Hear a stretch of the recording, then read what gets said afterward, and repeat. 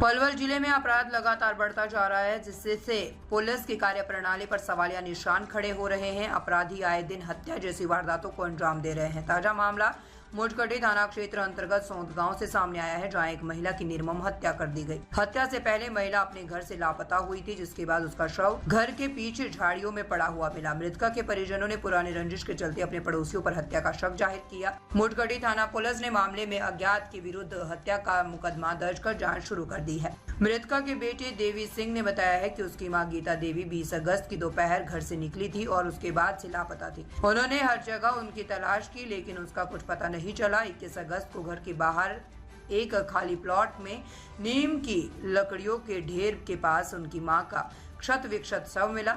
शव से खून बह रहा था और कपड़े फटे हुए थे। शिकायतकर्ता ने बताया कि उसकी मां का दाहिना हाथ किसी धारदार हथियार से बहुत बुरी तरह से काटा हुआ था। गर्दन पर भी गहरे घाव के निशान थे और नाखून से खून बह रहा था।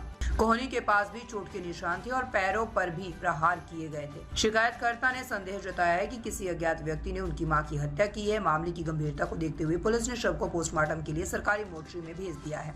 तो वहीं थाना मुडकटी में अज्ञात व्यक्ति के खिलाफ हत्या का मुकदमा दर्ज किया गया है। शिकायतकर्ता ने वारदात को लेकर पड़ोसियों पर भी शक जताया। शिकायतकर्ता के अनुसार 16 अगस्त को उसके पड़ोसी अशोक कुमार और हरियाणा पुलिस में कार्यरत उनके भाइयों तलवार और विजय सिंह से झगड़ा हुआ था, लेकिन बाद में आपसी राजीनामा हो गया था।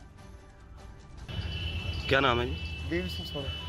एक गीता नाम की महिला की मौत हुई है, क्या मामला है पूरा? ये जी मर्डर का मामला है। मेरी किसी से कोई जाति दुश्मनी नहीं थी। लगभग मर्डर से पहले 20 तारीख को मर्डर हुआ है। इससे 2-3 दिन पहले हमारे नज़दीकी दूरियों से तू में हो गई थी। उन्होंने इस तू में को देखते हुए अपने घर पर हमें मारने के लिए 20-25 अज्ञात गुंडे बुला लिए थे। उन्होंने फिर ऐलान तूफान हमसे किया था, उसमें गाली गलौच हुई थी। उसके बाद में फिर गांव के मौजूद आदमियों ने आकर के उसका सुलहनामा करा दिया।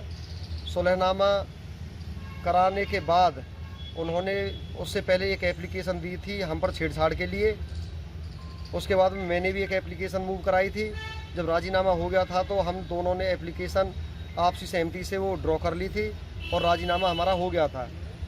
उस दौरान उन्होंने हमको धमकी दी थी कि आपको गोली से उड़ा दिया जाएगा और आप अपने अंजाम के लिए तैयार रहिए।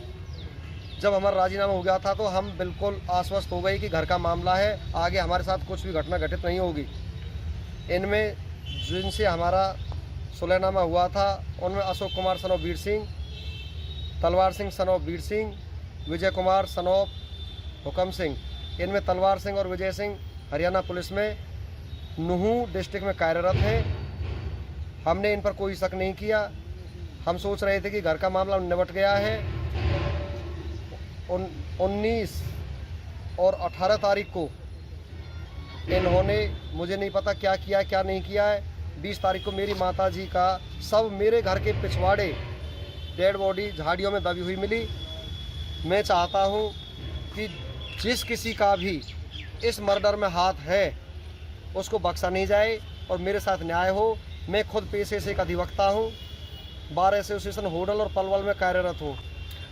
किस तरह से हत्या हुई है? किस हथियार से की गई है हत्या? कोई पता मेरी चल पाया? माताजी की हत्या गला दबाकर हुई है।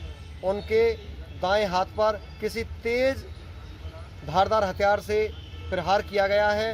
पूरा हाथ कटा हुआ है। उसके चेहरे पर भी उन्होंने प्रहार किया है। चेहरे पर साफ निशान दिखाई दे रहे हैं डेड बॉडी पर। तो आपने पुलिस को शिकायत दे दी? पुलिस क्या कार्रवाई कर रही है? मैंने पुलिस को शिकायत दी थी।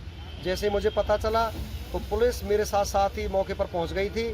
वहां पर CIA की टीम, SHO मुडकटी की टीम, DSP साहब की टीम और खुद सुप्रिटेंडेंट ऑफ पुलिस की टीम मौके पर पहुंच गई।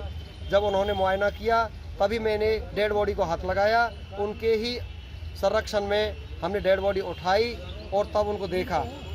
इस तरीके से मेरी माताजी की मौत हुई है और मैं कानून से यही गुजारिश करता हूं कि जो भी मेरे साथ हुआ है, मेरे घर वालों के साथ हुआ, मेरा घर जो उजड़ा है, अज्ञात दोषियों को बख्शा नहीं जाए और इनको सख्त से सख्त सज़ा दी जाए, जिससे हमें न्याय मिल सके।